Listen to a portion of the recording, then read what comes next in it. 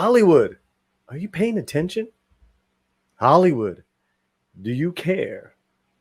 Hollywood, beware. 5, 4, 3, 2, 1.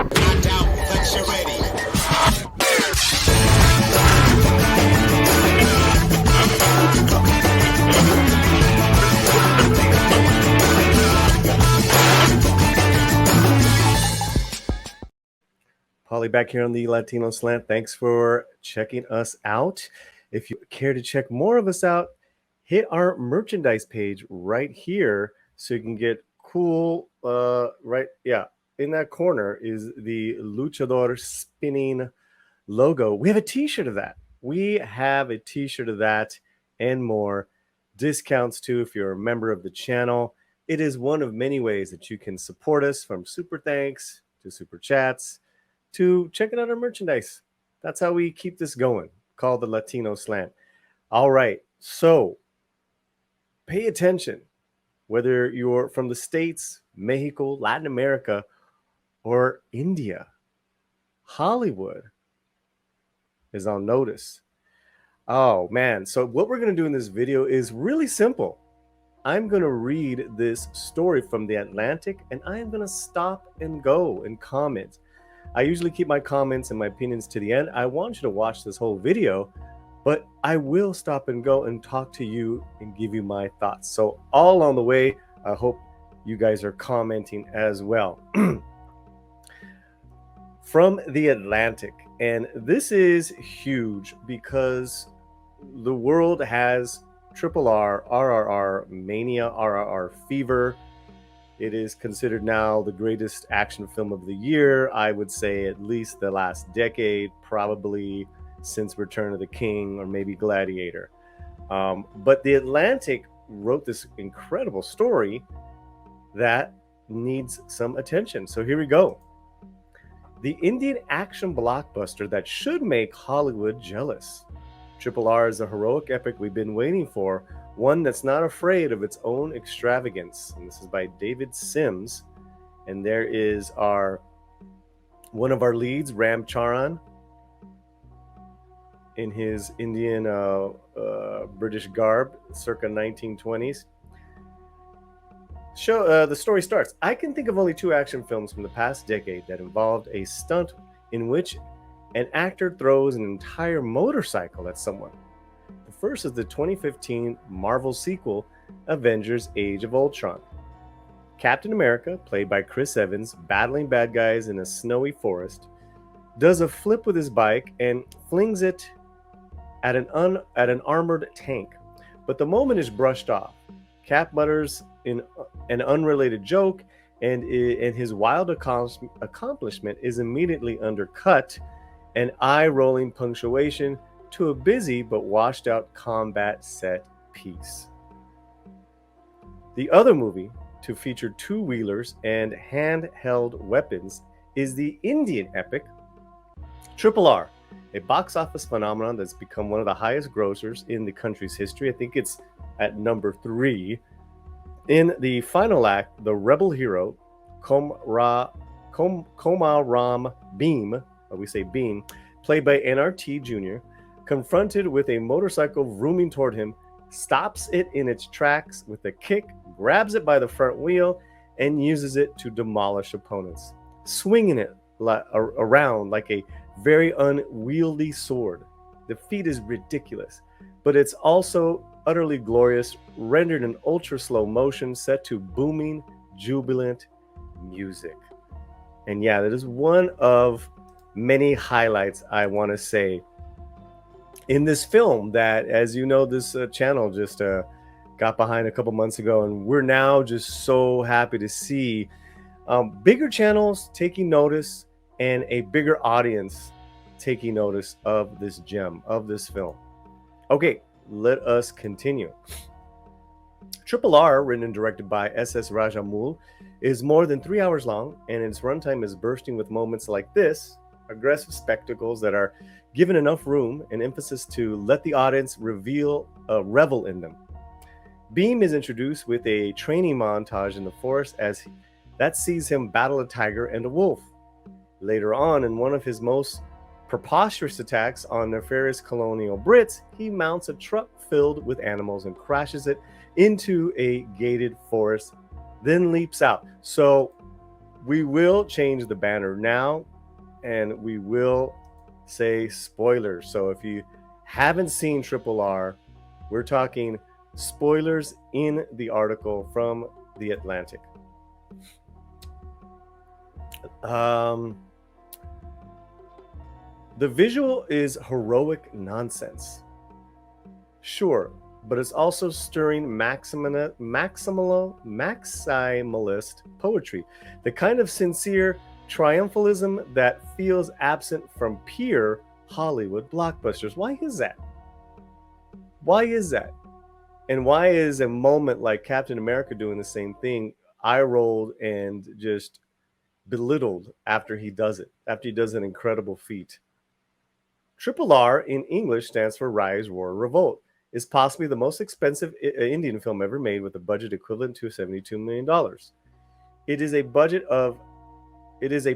of the Telugu language industry based in Hyderabad, which rivals the Mumbai-based Bollywood, and has begun to threaten that sector's position in terms of financial success, which I think is fantastic when one country has rival film industries. Maybe we should have one as well. Rajamouli's last two movies before this one are among the country's biggest hits. Yes, and those are called Bahubali Part 1 and 2, which are on Netflix as well. So, upon its March release, RRR's smash reception in India was to be expected. But its impressive performance in America, where it was initially screened in about 1,000 theaters, was surprising given the comparative lack of press and advertising. And yes, guys, I will say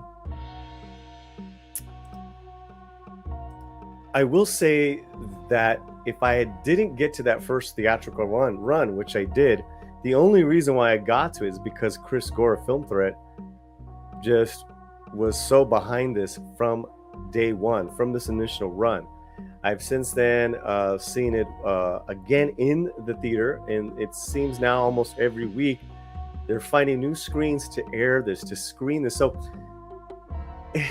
there's something very old Hollywood even about the way this movie is catching fire, and catching fire for all the right reasons. Not like a Morbius where, you know, some memes brought it back for a weekend and of course it flopped, but catching fire for the right reasons. Great word of mouth. And that other movie theaters, independent movie theaters, not just the big ones, but like Lemley and Alamo Drafthouse, are doing these great screenings. I think that's fantastic. Okay, let's read a little bit more, shall we? Since its strong opening weekend, RRR has become a word-of-mouth event in the US. Some theaters have organized packed special screenings as one-night events, and others have gone all in on daily showtimes for the foreseeable future, even though the film is now available to stream on Netflix. Okay, guys, if you can, run, do not walk to a movie theater and see this. Do not see it on Netflix. Do not. You will thank me so much, even if you have to drive far away, even if I don't think it's going to cost you a lot of money. It is so worth it. If you're a cinematic fan, get your butts into that movie screening. Okay, RRR has broken through the American audiences for likely a few reasons. Many people desire fun, communal viewing experiences after years of COVID lockdown, and cinema chains are casting wider nets as traditional Hollywood studios have far fewer theatrical releases than usual in recent years. But I think the main explanation is that RRR offers the kind of action extravagance that even the biggest budgeted superhero movies such as Spider-Man: No Way Home or Black Widow seem curiously unafraid to embrace. Oh man, what do you guys think of that? What do you guys think of that statement there? Have we gotten unafraid just to be extravagant and not joke about it, and have a a cutting down sense of humor of our superheroes. That's one thing. That Marvel sense of humor, where you cut down these superheroes. Yeah, man. That's probably a reason why Superman has not been successful in decades. Let's go on.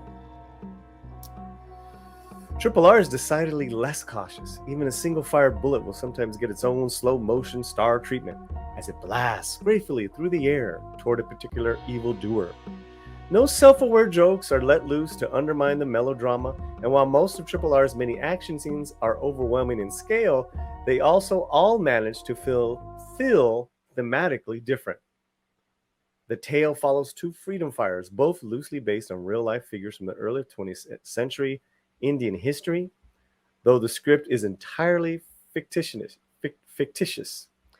Being a defender of the Gond tribe, looking to rescue a local girl kidnapped by the British and allure Sitarama Raju by Ramcharan, who in the film is a military officer for the Empire and secretly hopes to use his position to foment rebellion. Oh yeah, man. So these guys are on different missions, but at the end of the day, they find a common purpose. And the Atlantic is right on the money. They're right on the money with look and feel, with just sensory overload, extravagance. And that's what you want in these big epics. Though they share a hatred for the British, Beam's and Rajul's missions are often at cross purpose, and the script delights in bringing that pair together as friends against all odds. After extended prologue scenes that separately depict their martial prowess, the movie finally unites them about 45 minutes in, when they both chance upon a train accident. Ooh, God, that scene. On a bridge that endangers a child. Beam and Raju, despite having never met, immediately lock eyes from thousands of yards away and execute a complicated rescue. One of them charges forward on a horse, the other on a bike, and then they both do a series of gymnastic jumps that involve swinging from the bridge on ropes and passing a flag back and forth. Almost every martial sequence in RRR is very difficult to describe in words, as should be the case for any good action movie. Yeah, but what are your thoughts, guys? Have you seen this movie yet? Have you seen it on Netflix? Have you seen the big screen? I want to know.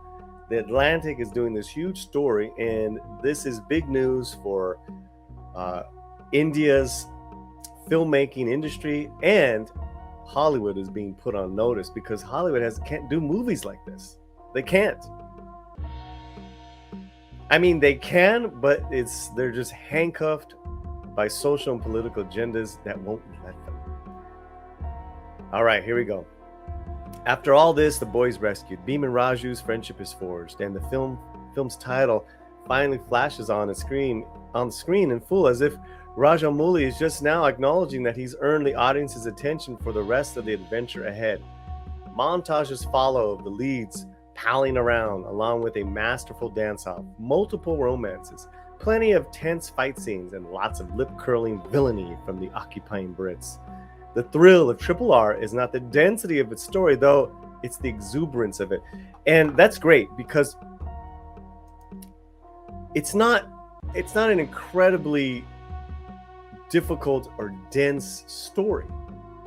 You have your good guys, you have your bad guys, you have your goals that they have to achieve, almost impossible ones, and that's the movie. And there's a lot of joy, and there's just a lot of just exuberance and just great feeling. So yeah. Okay, let's finish up this article. I've invoked Marvel movies, plenty of which I enjoy, because they're the most common example of the current American blockbuster style, one that lavishes hundreds of millions on intricate CGI action shots that often end up feeling airless, in which even the grandest battles are executed with a depressing sameness. Wow. Hollywood, depressing sameness. In those movies, giant monsters are defeated and portals in the skies are closed, but seeing a film as visually inventive as RRR serves as a reminder of how much modern action usually follows a formula. If wonder is to be consistently found on the big screen, then Hollywood has plenty of new lessons to learn from its best competitor. And that is an incredible story on the movie RRR. What are your thoughts? As we wind down this video, again, I just wanted to read this and comment along with you guys. This is a huge publication, and that the attention that this movie continues to get kind of just blows my mind away as well. So whether you're in India, whether you're around the globe, we're in Latin America or in the US, what are your thoughts on this? Do you think Hollywood has lost its magic? Do you think its magic is handcuffed by political and social agendas and check marks to where you couldn't possibly be a over-the-top macho man saving the day? You couldn't possibly be a feminine hero who is balanced in being feminine and kicking ass, because that's not modern Hollywood. That's not the modern lens. But I'm here to tell you guys, RRR and the film industry of India is saying differently. All right, that's all the time I got. I thank you guys so much. Please, if you want to support the slant, check all our links out in our video description, from our super thanks and our PayPals to our merchandise. That's all we got for today. Wherever you're at, keep your slant muy fuerte. Gracias. Come on, y'all. Come on, y'all. Come on, y'all. The slant. Yeah, but isn't this the unplugged version? I don't know. I think it's the